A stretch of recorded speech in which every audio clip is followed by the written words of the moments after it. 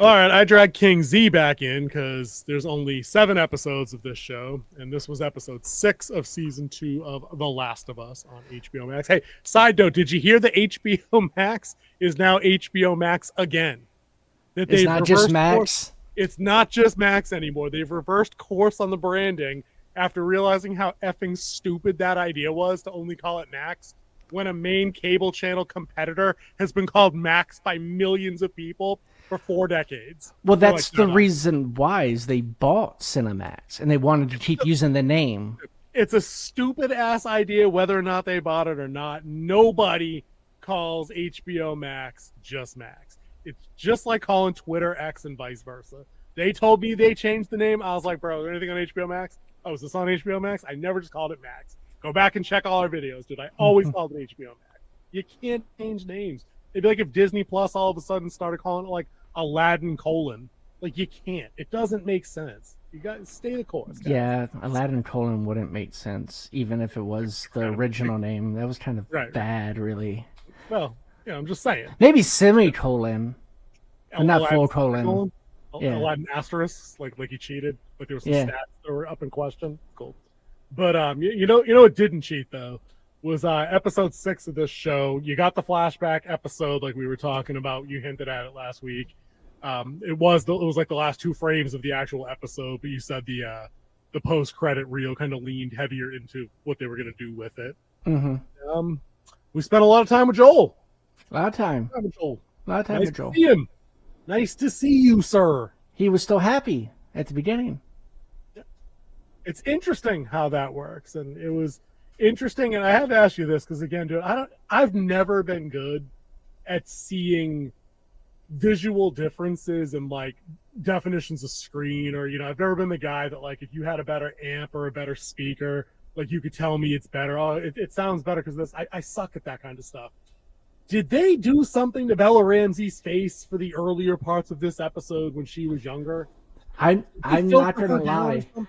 I'm not gonna lie. Like when they were doing the porch scene, like towards the end, I'm like, is this animated? Because it looks like it's straight from the game. Like literally, like the way it was lit, where their face was structured, it looked very video game-ish. I got that part, but I mean, the actual, like, it looked like they softened her face somehow, and I don't know if maybe she's a better performer than I thought she was, but like or maybe it's a question of direction, I don't know, but when she's younger Ellie, when she's season 1 Ellie, she's infinitely more likable than the version she grew up to be, and maybe that's just the show doing its job, but it's so much more stomachable. Watching her be excited, with the birthday presents, especially that first birthday. Like, I think that was her 16th, I think, because they do like 16, 17, 18, or 17, 18, 19. 15, 16, 17. They did 15 was the first one. Yeah, that's right, because it's a big deal with when he the walks guitar. In. Right. So she's, by contrast, so much more likable. And I'm like, I guess so, but I just don't like watching cringe people be a-holes to good people. Like, I don't care if it serves the story. It's not fun. It really just reminds me of people I don't like in real life. Her mindset was he betrayed her because he lied. Because he swore this was the truth and he lied to her face. And it kind of, like, she was going through that teenage rebellious stage there anyways. Like the year before, when she turned 17? 17 was the birthday where he caught her with the other girl. Yeah, and getting the tattoo and getting the tat and smoking weed. Yeah, and he's like, all the teenage stuff in one go. That was such a dad line, dude. I love Joel. Dude, tell me you don't like Joel. Dude, unequivocally, let's just say it right now. The show's better with him in it. It just is. There isn't a good show here without him. But once again, we are people who say stay to source material. You don't deviate from the source material. I mean, if we have it one way, we can't have it another way too, because it suits our likes and our interest. True. But what I'll say to that in rebuttal, because I've said this a few times over the last week or so, it doesn't mean your source material can't suck though. You can adapt and suck source material, and I feel like that's what they're doing here. Because the minute he shows up and he's like, giving Legos to Seth, in trade for what turns out to be like the birthday cake. Baller dad move in a post-apocalyptic thing. Like, you think he's like trying to get back like guns or a grenade or something like that.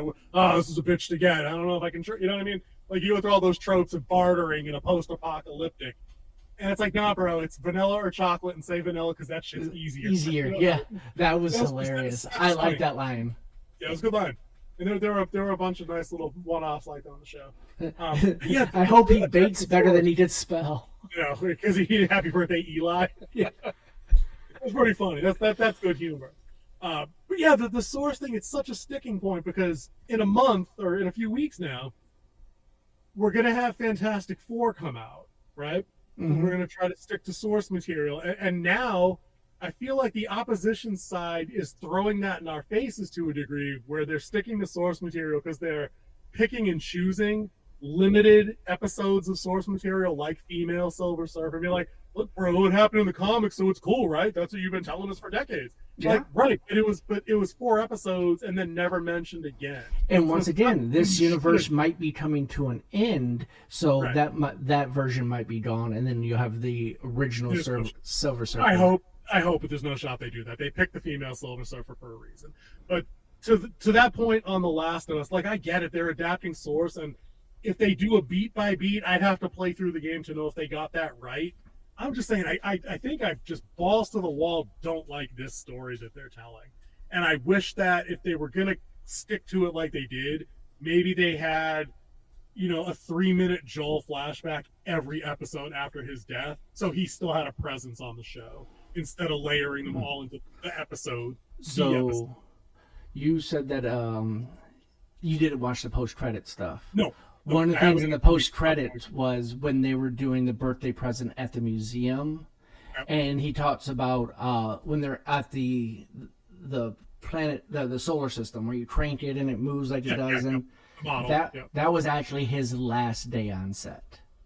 Oh wow! They showed the part where he gave his going away speech, and they wrapped him for the shoot, for the season, for probably forever. They can shoot those in any order they like. If they want to bang out his 6 flashbacks ahead of time on day 1, fine. I don't care.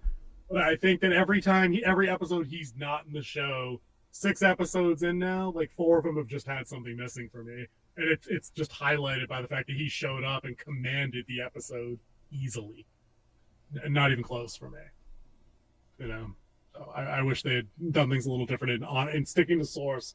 Do the Peter Jackson thing. You take the books, take a couple things out, put things, rearrange things, combine things if you need to. There's a way to stick to source, 90% of the way, and still tell your story. But, well, the stuff he took out in The Lord of the Rings, Peter Jackson, was not major plot points either.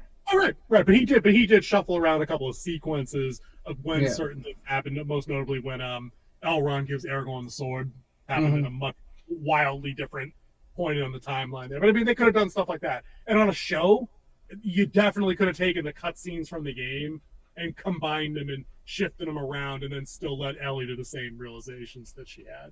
But let's talk about that. The whole episode is basically flashbacks in sequence, kind of like Andor in a way, where it did like a year later time jump between different birthdays that they were celebrating, and they show it starts at a pretty high point, and then it's getting progressively worse, but then it peaks back up a little bit until it culminates in that night at the it wasn't a Christmas dance, was it New Year's? New Year's. I mentioned the ball drop. Walk us through kind of your thoughts on that first birthday scene, because I thought it was nice seeing them being Joel and Ellie from the best they had it. That was all right. Actually, I think the next year's birthday was actually their best one, where with the museum and the dinosaur and everything like that. What was the first one? The first one is the guitar. Taking the guitar, that's right. Yep, taking the guitar was the first one. Right, so it's an upward trajectory, and then it... Yeah, it goes up and down, kind of like how parenting is. You have that point where you're at the peak, closest you are with your kids, and then all of a sudden, they don't want to spend time with you. You embarrass them. They want to go out with their friends more. They want to stay over at their house. And then... And near the end, towards graduation, they come back to the parents, realizing how easy they really had it in life. Ain't that the truth? You listen to Mom and Dad, we know, we get it. Yep. And then it's like they're in their when they hit their 27s and they actually realize, oh, mom and dad really knew what they were talking about, especially after they had their first kid. Yep. Fact, not opinion. 36. Yeah. Sometimes it'd be like that. But I think that getting into Joel and Ellie and seeing the high points that they had in Joel, kind of definitely buying into that the surrogate father role 100%, especially by the end of this flashback episode. They do that wraparound bookend. We at the beginning of the episode we see Joel ready to take an ass whooping for Tommy, who got caught doing stupid stuff at school, and there was some police involvement. And of course, Joel and Tommy's dad is a cop, and it's Lalo again from Better Call Saul. We just saw him on Daredevil. He was the swordsman. That actor's great. I know you don't like Better Call Saul and Breaking Bad. Watch him on Better Call Saul in the last 2 seasons he's on. Amazing villain. Might be better than Gus Fring in a different way. The Chicken Man might be better. Great role. I thought there was going to be an ass kicking, but again, because he's a great actor, he can do quiet menace, right? And then leaves Joel on the whole, my dad broke my jaw when I screwed up. And sometimes I whoop up on you guys and I went too far, and I don't know why I do that. I have to work on that. But I've never gone that far. I've never gone that far, and maybe someday if you get a chance, you'll do a little bit better than me. Yeah. Right? And I'm like, the baller line. And then they bookend that at the end. When on the porch. On the porch. And dude, you were calling out the porch episodes ago where you were like, there has to be more to that. Like, she's got to come back out because there's no way she just goes to bed and then the plot between them is just done. That can't be their final go. Yeah, and also I caught, like, the next day, the guitar was in her room when he had the guitar. I caught that little Easter egg there, so I knew something more happened on that porch. And that was probably one of the best scenes. And at the end, and we can get into that when we get there. It saved my perception of the episode for sure because I was coming away from it annoyed for a lot of things, just because I'm trying to think of how I was when I was 19, right?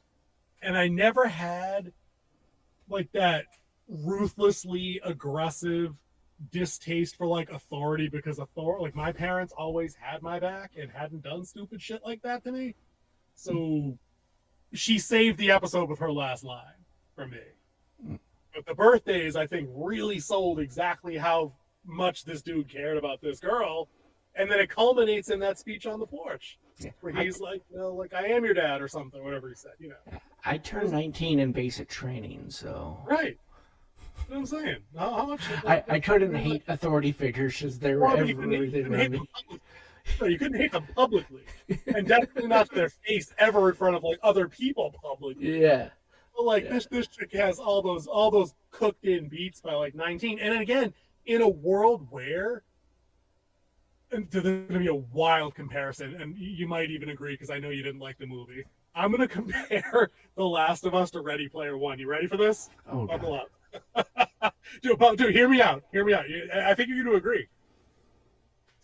Tell me in concept you don't like Ready Player One, like the idea of a virtual world that has all the crap you like in it. No, it's actually cool as hell. I like that idea because I like the book. I hated how they did it. Execution was whatever, right? That's all separate thing. But the idea of it makes perfect sense to you, right? Like you're just like, I love it. That's a great idea, right? I love the idea of The Last of Us.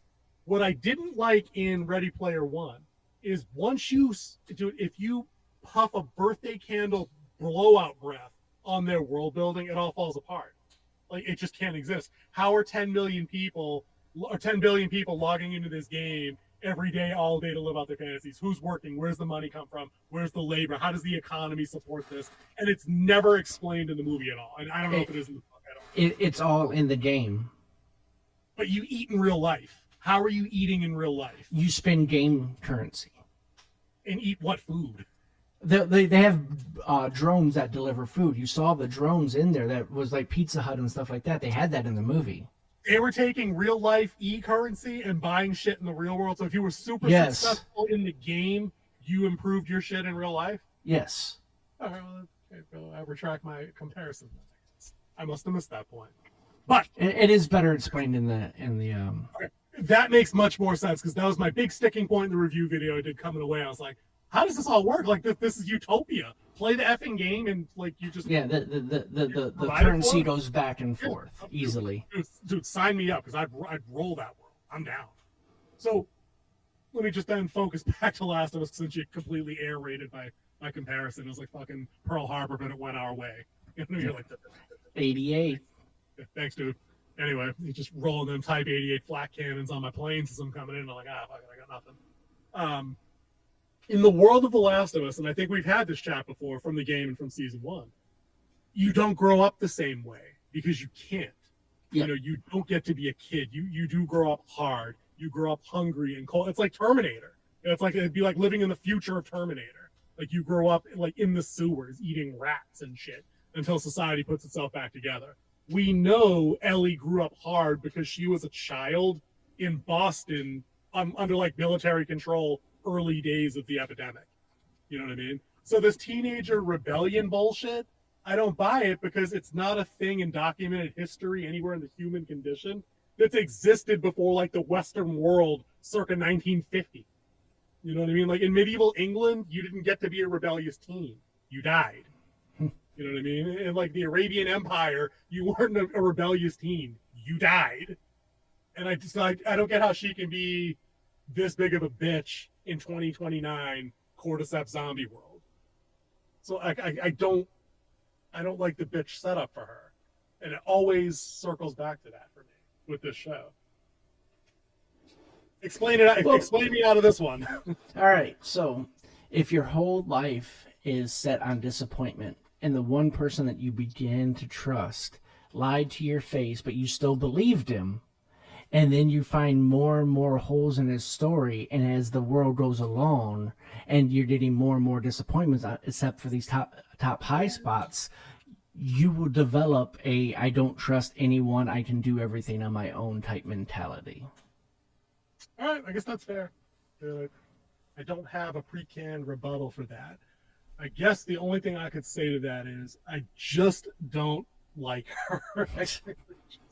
Yeah, you can say that all you want. It's like I don't like the character that they made her into. Yeah. It has nothing to do with the actress. It has nothing to do with that. Have we had any thumbnails making fun of her appearance or her pronouns or I don't know if she's dating in real life or not. I don't know. She might be. He might be. They might be. I don't know what the flavor of the day is there. But that's not really our bend here. I kind of avoid the dog pile on that. I'm not going to be on Men's Health's cover anytime soon. Neither are you. You're closer than I am, but you're still not going to be on it. Hey, put on a couple. It might be time to get out there and get them knees. What do you mean? I've dropped a couple. Really? Have you? Good for you. What are you down to? What's your curb weight? 177. That's not bad. You're right, dude. Never mind. Maybe we'll put you on the cover. King Z on the cover for July. No, my big one is when I was it was retired. I was working Domino's and I was living in an apartment during the pandemic. I got up to 213, and if you know me, my frame is not built for that. No. I am a runner, athletic build, not supposed to have that much weight on me. Then I started working for FedEx, and by June, I started FedEx in February. By June, I was down to 155. That's the key, right? That's a little tip there. Life hack, boys and girls. Get yourselves a job at FedEx. Drop 40 pounds in 4 months. There we go. Get a physical job where you're not sitting behind a desk and just eating snacks. Yeah, and ordering DoorDash at your hospital 24/7 inpatient job. Facts. Yeah. And they don't have that in this world either, which is not really anything that happened in the episode, but to tie it back to that. Right? We get the birthday scenes, and I liked all three of them for all three of the reasons that they did. I liked the cake and the guitar. He went to painstaking detail to etch the guitar with the butterfly or the moth. The moth. The moth. That was the correction there. And then on the second go, he takes her out on like a long range hike to to the middle of nowhere basically that he had ranged to before. Found a museum, had a planetarium. He knew she was into. Had a dinosaur. Had a dinosaur out front. They had a little setup joke with that. It's like, holy shit, it is a dinosaur. Kind of funny. Again, Chipper Ellie, more fun to watch.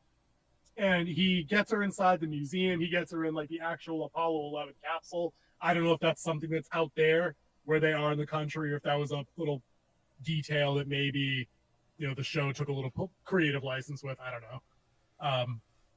Gets her to smash a display case to get a helmet on. Gets her in the capsule. And he's like, hey, play this in your tape deck real quick. Tape decks, boys and girls, are audio recording devices that we had before we had all digital music. It's like a record, a plastic and like square, rectangle. And it had a tape in it. That's why it's called tape. And that was where the digital signature of the song was written on. Right, and you said you could use a pen to rewind things if it got all gunked up or whatnot. Right? Yeah. So he, to great lengths, found the original launch sequence for the Apollo 11 mission, and she goes through a little daydream fantasy. I don't think it was like a ride she was on where he got the lights all turned on and shit. No, it was definitely her mind. It was her Right. POV of what she believed going to space was like. This was actually part of the game, and it's one of the things when they were first talking about doing this show is that they needed this scene as it is in the game. It was a good one. I liked it. I thought it hit. But I have a nitpick, and I think I'm going to get you on this one. Right? So he takes her out to this. It's a long range hike. They talk about, hey, are we there yet? It's been a while. We know they're out and about from wherever they. And I assume they were in or around Jackson at that time, right? Because why would we have made this stopover? Like if he said I was on patrol and I found it. Yeah. So we know they're at Jackson at the time. They're out there in the middle of the woods, no guns, no sidearms, no radio, nothing. They're just walking around, willy-nilly walking the park. If he knows that it's safe, if they did a patrol. Dude, you can't know that in this world. You can't. You can't stop standing for this show. There's no show, dude, no guns. Dude, this entire show's run, everybody in that town has had a pistol on their waist.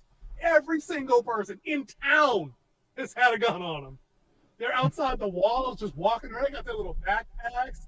They do a little day trip. They had fruit snacks. They had trail mix. No water, no nothing. Light backpacks, too. Light packs, right? Walking distance is their only saving grace. They hope they could run back to safety. That annoyed me. It did. I'm sorry. I paid attention to something like that in the show. Well, I did like that whole sequence, and I'm glad that if that was a big moment from the game, they wisely, I think, caught that because that's like their pivotal. That's the best that ever was between them in that moment. Because Annette's birthday was the 17th birthday. It all comes crashing down from there. He comes home early from a patrol with the cake like he's been doing, and then he goes up to her room because he thought he heard someone screaming, and then he's like and then he sees that she's making out with the girl from episode 1 that she went on patrol with, who's the leader of the patrol. Oh, I didn't even pick that up. Good call. Yeah. Good call. Good eye. Yeah. Good eye. And she had less clothing on in this episode, so I didn't recognize her. She only had her jacket off. I mean, it was pretty PG. They were out. But they were outside on patrol in like snow gear. In the episode I met her, she had a hat on, covering half of her face. Just saying. Anyway. And then he sees that she got a tattoo. He put out the joint, and he's like, "Leave." He's like, "You're 17." And she's like, "Well, I'm only 19." He's like, "You're not making it better. Get out." Dude, like I love that the first tattoo this girl gets is like a full fucking sleeve to cover up the bite and the burn and everything. Yeah. A little butterfly on her ankle, like there was a purpose to it. It was, to conceal it. And I could believe in that. I knew he was a drug addict, and he got clean. And he had all the track marks and everything, so he had a tattoo over it to turn something ugly into something beautiful. So, yep, it's pretty common. As you know, I've worked detox a good long time. That's a common thing. People, especially if they're trying to go back to work and get jobs in the field, you know what I mean. They gotta cover up stuff like that. But that was a good dad and daughter brawl. That's my house. It's my rules. And of course, she overreacts and she tries to move all her shit out in the garage in the rain. yeah. He hears her. He wakes up and just stands in the door. And he's like, "The fuck are you doing? Put the mattress down." She's trying to move the mattress by herself. It's taller than she is, dude. She's not a big person. She's not. But it's a queen size. It's a mattress. It bends. It's not like it was a box spring. But there was a box spring underneath that mattress on that bed, so that wasn't going. But I thought that was an opportunity where they showed some restraints, even though they've hit this falling out point. It still works because he's like, "Listen, there's no running water out there. There's no heat, no power, whatever. Give me a couple days. I'll fix it up. Maybe it is time for you to have your own space." And she's like, "Thanks." And they put the bed back, and that's it. Yep. There's no fist fight. There's no brawl. Yeah, and he also complimented the the tattoos. Actually, it's pretty good. And he was like, and he asked why the moth, and she's like, it's a dream thing. And he was like, what does it represent? Like growth and like new change. And then he goes ask the therapist the next day. And then the funny, she's like, do I have a sign over my head saying open, like Lucy from Charlie Brown? She's like Lucy from fucking Peanuts, dude. She's hysterical in this role. And then she kind of stops because he stops, and she's like, why? She's at a diner. She's just trying to eat her burger and fries, dude. She's just trying to have lunch. And I don't know if you've been there, dude, but as a medical guy, I've been there. Like, you sit down in a hospital anywhere to eat lunch, some asshole's gonna walk up to you and stick something in your face and like, look at this, tell me if this looks bad. And I'm like, dude, I'm eating beef stroganoff here. Like, I'm not trying to look at this mucosal wound and tell you whether or not the drainage is okay. You know? Like, it's mystery meat beef stroganoff here. Like, it's dicey.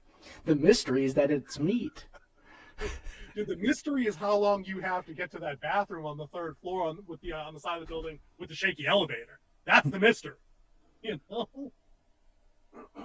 But I do love her in that role, and I did love Joel there trying to engage with him. Oh, you know, I never asked you about the butterflies. They're really good too. You know, what's that all about? And they have that follow up, of course, and she's like, it means death. Yeah, their mom means death. There we go. And he kind of just stops, like, fuck. And that's what she does. Is she goes back to her book, and she's like, "Why?" I feel like Joel, if Joel had access to memes and cutaways in the show, as soon as she said death, he would have cut away to the Henry Cavill as the Witcher being like, "Fuck!" Like, it just worked. Like, somebody will meme that scene out and probably throw that in there. It's kind of funny. But yeah, so even they're on dicey footing, right? But then they jump ahead 2 more years to to just about present day, because it says 19. Yeah, her 19th birthday. And the big present is you've been patient. I'm taking on your first patrol. Yeah. But the setup is, and I thought this was clever. It's morning, right? She's internally kind of monologuing. I wrote. She's actually saying out loud. I have some questions. I wrote them down because they've been bugging me for a while. Just let me ask you these things. She's super nervous. She's got her little list, and then Joel shows up, and he's like, "Oh, it's your birthday. You've been patient. I'm gonna take you out on patrol. I figured you'd be asleep." She's like, it was a rough night or whatever. Cool. I'll grab my gun. Let's go. And they do the patrol thing. And for like 10 seconds, it looks like they're Joel and Ellie on the hike at the beginning, going to the dinosaur, and you're like, "Oh, good. They worked out their shit." They didn't work out their shit, dude. They didn't work out their shit at all. So, why don't you walk us through the Eugene situation? Well, I mean, she still had those questions from how many years is it now? Like 5 at least. 5 years that it's been eating at her. Now she's finally getting enough courage to ask him what actually happened. And then, they did a radio. We're talking about the fireflies at the hospital, just if you guys don't follow. Yeah, Salt Lake. Stuff like that. Right? The Terminator rescue. Yeah, and then, she's like, how did they not see a group of raiders come when they saw us from like miles away? Why did they leave these people alive but kill every firefly? How did you kill them all? How did you get us out carrying me the whole way when they kill everybody else? Mm-hmm. Yeah, astute questions. Yeah, astute questions. But they go on a patrol, and they're he's looking through the binoculars, and it's like, we're on the safest trail we have. It's like, you got to learn the ropes first before I send you out there. And then he's That's like, pretty funny. And she's there looking through binoculars, like, I'm your partner. You never leave your partner. And she's like, oh no, I see. Oh, he's like, what? I see a bigger squirrel sleeping with another squirrel. I think we need to report it. Yeah. I gotta run in. He's like, I get it. Let's just put the binoculars later. And then they did a radio call that there's an attack, and they're the closest one. And she's like, I'm not your daughter. I'm your partner right now. Let's go. Mm-hmm. And so she's not wrong at this point. She's Yeah. really not wrong. She's grown. She's 19, on patrol, trained and armed. I get the impulses there. I would have it too, to like send the the surrogate child or otherwise back, but she's not wrong, and you need to be able to rely on her, if only so much as to know that she would be okay taking care of herself if you weren't around. Yeah. And that then, scene set up a couple of good things, though, real quick. They mentioned in the radio call who's in distress. So right away, as the viewer, we've already been trained to wait for this name to come up in a disaster situation, Eugene. yeah. So you're already primed for that. You're like, oh, fuck, here we go. But then the other thing, like a minute before that, was with setting her up on the easy trail. You get that plot irony of she's like, what's the record kill count for the first day out? And he's like 0, because this is the easiest trail, the safest trail we have. Yeah. Of course, it would be on the safest trail that some shit goes down. Although they were kind of responding to a to somewhere else. Yeah. True. They're just the closest to get to it. Right. Maybe they could have helped out that tactical team in Andor episode 11 or 12. Maybe they were nearby. Partagaz might still be around, but anyway. Get us up to Eugene. They're on the way. They see a horse come barreling on them, and there's like a body just like hooked up, caught up in the saddle, in the stirrup, getting dragged by. It is dragged by, and like they're going in all kind of like slowish, and then it's Eugene, and they have guns trained on him like they're supposed to, because they don't know, and they ask, "Are you clean?" And he lifts his shirt and shows the huge bite mark right there on the side. Nasty. It was nasty. And then he's begging to be taken to the wall so he could see his wife, and that he needs her. And he's like, who the wife is. Gail, the therapist, the one that he went and saw at breakfast and annoyed her while she was trying to read her book. Who hates him, by the way. Who hates him, and now we know why. Ellie tests him and finds out that he's like, he has time, and then we can take him there, and then we can do it respectfully. And he's like, go get the horses, I'll take care of him. And then he's like, I promise. And then they start leading, and he goes to a beautiful scenery shot, and it's like, oh, he's not making it. Yeah, he's like, he's not making it to Jackson. Dude, if you get to see the postcard, you ain't going home. That's not how this show works. And I liked how they did it, too, because one, he was there talking to him, and he was like, if you really love someone, you can always see their face. And then he's there, and you could tell that he's starting to change a little bit, too. He took his glass off, and his eyes started, like, gazing out. And he was like, I could see your face. And then they zoomed out, and you saw the birds fly away. Dude, I loved the creative choice not to have something pop, like a gunshot pop in that moment, just to see the birds. Because anybody with an IQ over their shoe size knows what that was from, why the birds suddenly scattered. It wasn't because a fox showed up. It wasn't because somebody stepped in the woods, up the trail somewhere. It's because Joel did his thing. Joel did what he had to do. They're beautifully done. Beautifully done. And then Ellie comes up, sees what happens, and he's like, well, tell Gail what she needs to know. He's like, I had to do it. And then they drag the battery back. They don't talk the whole way back. And then he's there, and they bring Gail, and she sees the body. And he's telling her, like, he was brave, and he did it himself. And then Ellie just straight calls him out. Never happened. I'm like, oh, you fucking 4-letter word. Yeah. And this is why I don't like her. Yeah, she straight told him the truth, and that Joel shot him in the back of the head. And then she goes, you swore. Not I promise, because in the scene she said I promise, but she was talking about on the hill that you swore. Like, it was a good callback to the end of season 1. Yes. And then he steps off. Like, she knows that he lied now. Like, it's 100%.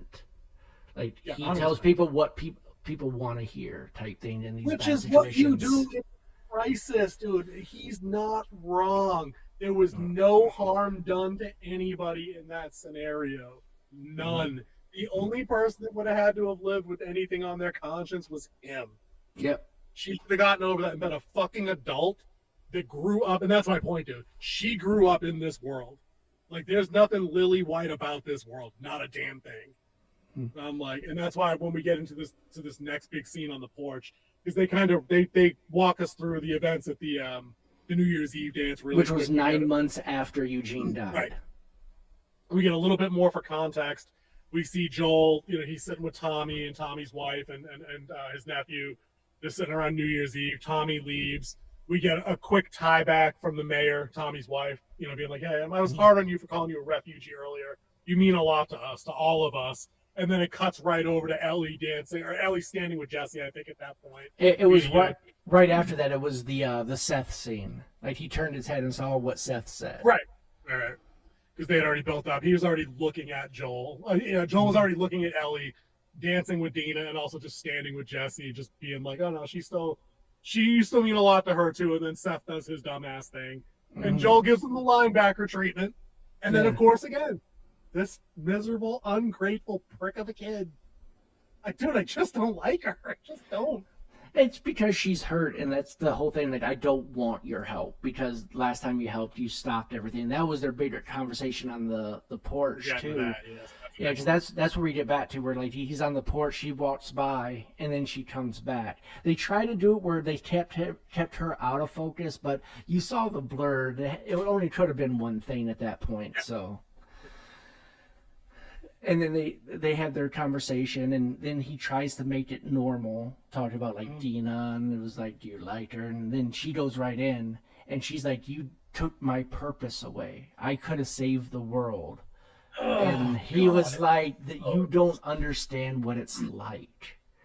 And that's the part that I think got to her. Like she finally heard what it was that he was going through too, and she's like, I don't think I could forgive you for this. But I want to try. And that saved the episode. That's the part I was talking about. Because through that entire chat, right? And again, I said this earlier, Pedro Pascal is the most talented person on this show. He's got presence and gravitas. He queued up the bleary-eyed dad waterworks as he's trying to plead his case and hold his shit together in this moment, you know? And she's all like, and again, she's a stupid kid. Like, you robbed me of purpose. Like, bitch, you didn't know that was your purpose, and it would have killed you. They didn't tell you it was going to kill you. They also didn't say that it was guaranteed to work. And then there's, dude, exactly. Thank you. So I'm sitting on the couch fuming, leading into this, like, as this sequence is going on, and I'm like, okay, so I'm just gonna call this the Cuck of Us, the Last of Cuck. I don't know. I'm trying to make up thumbnail titles in my head. And then he gets to that line. He's like, and you know what? If I had a second chance to do it, I'd fucking do it again. And I'm she like, just looked at him. And then he goes, if you're ever lucky enough, and you have one, maybe you could do a little bit better than me. Boom. And that's when she comes out was like, I don't think I could forgive you for this, but I want to try. It saved the episode. It literally saved the episode because, I can't stomach douchebag Ellie in more than short control bursts. I just can't. But she has that hurt. Like the one person that she grew to trust hurt her so bad that it turned her her outlook on life. Because everyone has been rough to her. Like remember when they first met Ellie? Like she went after him with a knife. She was chained to a chair. Right? Yeah.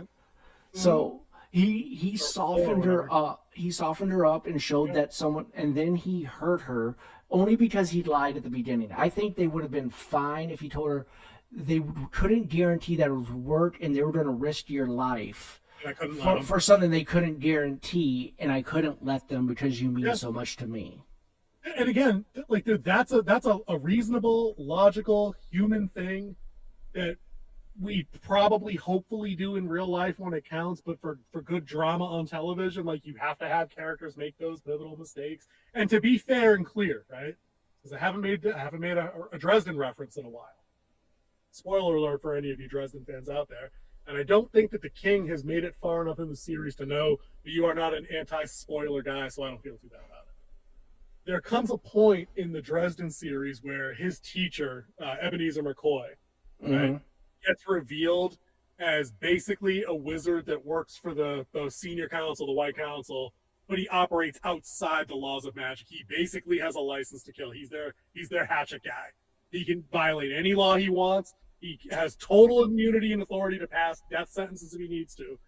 And Harry has a very similar sequence where he's like, my whole life this had taught me not only, what magic can do and how it does it, but why we can do it. Like that core existential, like, rug out from underneath me, like he's been lying to me about thou shalt not kill, like that kind of stuff. And I'm like, yeah, but again, you've grown up in a world where you've not only broken all those laws yourself to survive. You know the world isn't fair and requires a shade of gray like that. So I don't like that hypocritical nonsense from younger people directed at mentors. I just don't. I hate it. Just me, but I get why it works thematically. How you just explained it, you know what I mean? Like it makes sense. That would be her baseline psychology. Everybody lies. Fuck you. Everybody's gonna turn their back and get out. Everyone's gonna run away. Everyone's gonna take advantage. Can't trust anyone. That's right. All makes sense. I just fucking hated it in my stories, dude. You know? When that came, I don't remember what Dresden book that was, but I had to put it down for an hour. Be like, God damn it. They did it here too. And you quoted the Ten Commandments of thou shalt not kill. That's Magic. not. Oh, well, yeah, that's true. But people misquote the Bible all the time. It does not say thou shalt not kill. It says thou shalt not commit murder is the actual commandment. There's a Gives me the difference. excuse for the wartime and the self-defense and, you know, all that good stuff. Matters of honor, if you will. I get that. But yeah, the 7 laws of magic are thou shalt not kill another human with magic. Laws are pretty cool. You don't look into that shit if you haven't got that far in. But yeah, so that's the big end point of the episode here. And again, it saved it for me because I was just, I don't know about you, like were you entertained the entire way through this one? Because I felt like, the other day you said there was an episode that felt like it was twice as long as it was. That was this episode for me, despite the good birthday stuff up front. I felt like this just went on and on and on.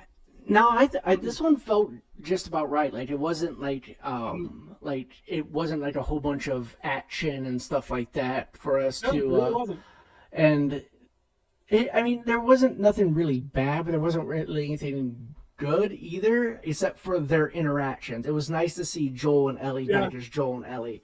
And that was the one thing she said in episode 2. She's like, we kind of worked our stuff out, but we'll always be Joel and Ellie. True. You know, I think it was that we'd already known Eugene, like Joel had to kill Eugene. Like it was never a mystery. No. And even the circumstances weren't too, like we all kind of assumed. Yeah, especially after we saw the rush on jets and like you saw that scene where the people were bid and they're handing each other guns to take each other out. So this is a necessary and sad, tragic thing that happens in this world.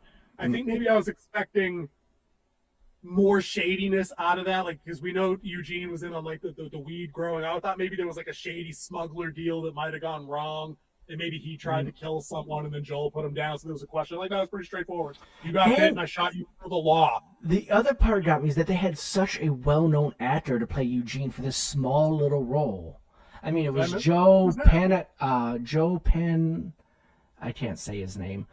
Pantoliano. Antolino? Was he on The Sopranos? Yeah, he's a very, like, when you see him, like, outside that old man look, like, he's in a lot of stuff. He was in the Daredevil movie. He was BB in the Daredevil movie. The Affleck movie? Yeah, the Affleck movie.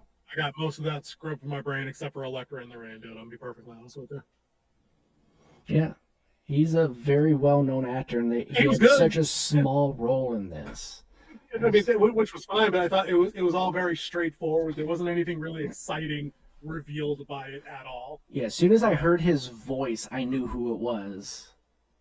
I mean, you could tell. I mean, he carried his weight in that scene there. Like when he gets to the pleading and the doing the bargaining, and then the pleading, a little bit of anger, and then like the accepting. He went through all 5 stages, like like real quick, you know.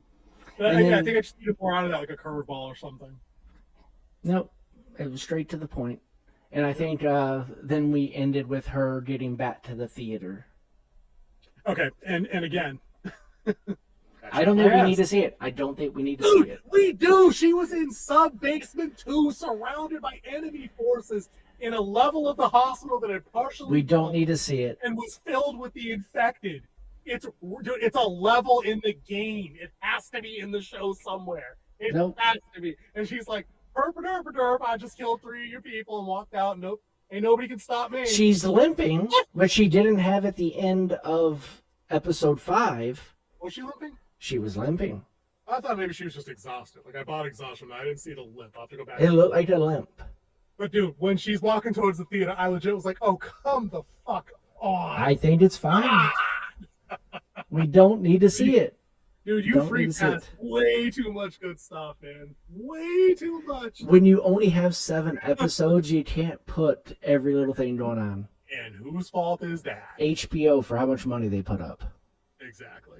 But that brings me to the last point I kind of wanted to make about this episode being the penultimate, because there's only one more. Yeah, Right? this is the go home episode. This is it. Next episode is it for season 2. And if not season 2A, there's no second set coming up in 4 weeks to get you to buy another month of this shit. No, Like, it's like season 3 will be next. Right. And do we know when that's coming through? Like, did they shoot this back? Did they not stop shooting? Like, is this a thing? I don't know. Let me look it up real quick. Yeah. I'll set while you're looking that up. I will set up my final point on the show. So one of the things King Z and I talked about a lot when we reviewed season 1 of The Last of Us is we had a lot of not complaints but criticisms of that episode, the Bill and Frank episode. I believe it was episode 3, where it was told entirely in flashback, bookended by Joel and Ellie arriving at Bill's home to get a car to borrow supplies or whatever, and then leaving after they found a letter of his addressed to Frank, his husband from the show. And while well done and exceptionally well shot, performances were all good, it was all very compelling. If you remove that episode from the season, it really doesn't impact the main narrative thrust of anything else that happens. And I'm going to ask King Z when he's ready, if we remove this flashback episode, does it matter? Was this the episode that's supposed to get Pedro Pascal and Emmy because he cried on the porch at the end? It was the episode to answer the question, how did Ellie know? When she said, did you even know what he did? And she's like, I know. Oh, that Nora asked the episode Yeah. prior in the hospital. Yeah. That was the whole purpose of this whole episode, is how did Ellie know? True. And it took him 45 minutes to explain that answer. It was like watching Ted tell his kids how he met the mother for 8 seasons. It really did. I don't know. He told me. Bang, get with the pipe. Like, that should have been that easy. But no, it wasn't. Again, I think that could have been like a 5-minute thing. That could have just been the opening scene to an alternate episode 6 where Ellie just says, he told me, and then he brains this chick, and then we don't have to have a flashback episode. But again, it's nice to see Joel, and because it's actually a main character that people like, who's not a cast-off character in a flashback, you can get away with this. But can they get away with this in a season that only has 7 episodes? Yeah. Like, should there not have been more primary story being told? So what I'm reading here on season 3 is that it'll be released late 2026 or early 2027. They haven't even started filming yet due to Isabella Merced schedule, because she's not free to shoot until early next year. That's a problem for this show. Big time. Big time, that's a problem. And they're saying that more than likely, due to how much they're putting towards this show, it's going to need a 4th season to tell the entire story.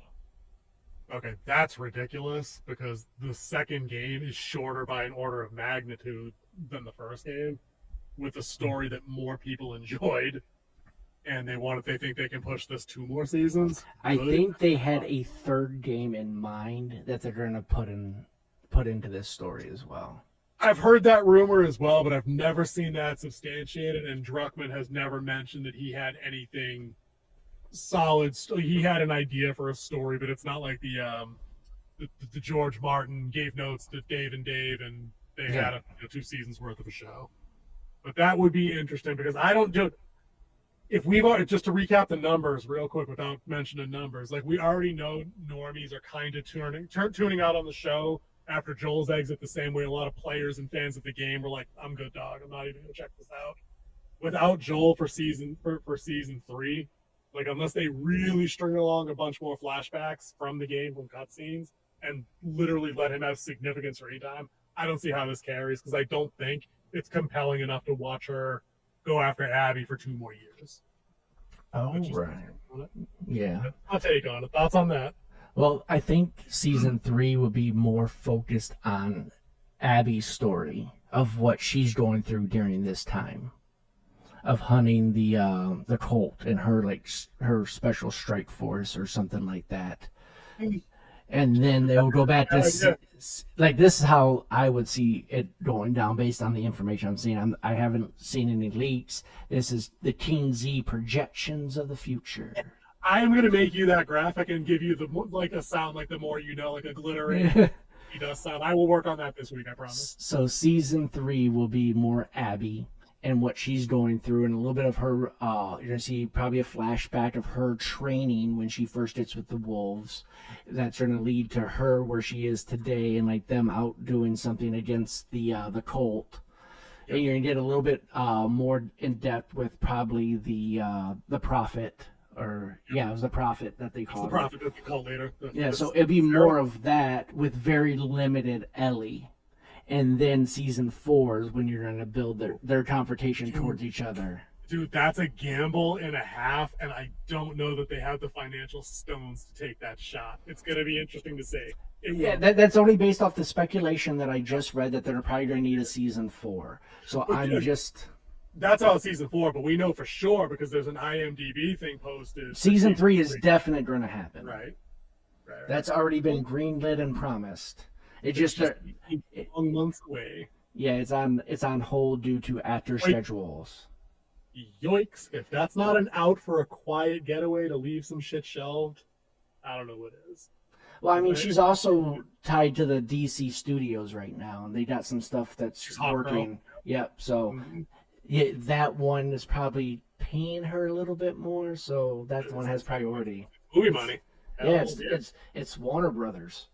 Mm-hmm. That's movie money, and she was and this isn't her first feature. You didn't see Alien Romulus. She was in Alien Romulus last year. So like this is a girl on like up and up. And then she was in that movie with Mark Wahlberg a while back called Instant Family. Yep.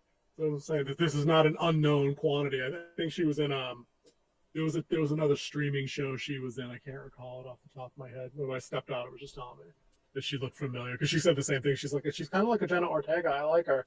And I'm like, yeah, that's the demographic appeal right there. Mm-hmm. So, all right, that was The Last of Us Season 2, Episode 6. I came in a little hot on this one. I'm going to let King Z give me the rating, and then I will quickly give mine with no dissertation promise. Go. I'm going to put this on the low end of low and slow. I'm going with a 6. That's fair. I thought you were going to go a little higher than that because I know you're a big fan of flashbacks actually working as exposition.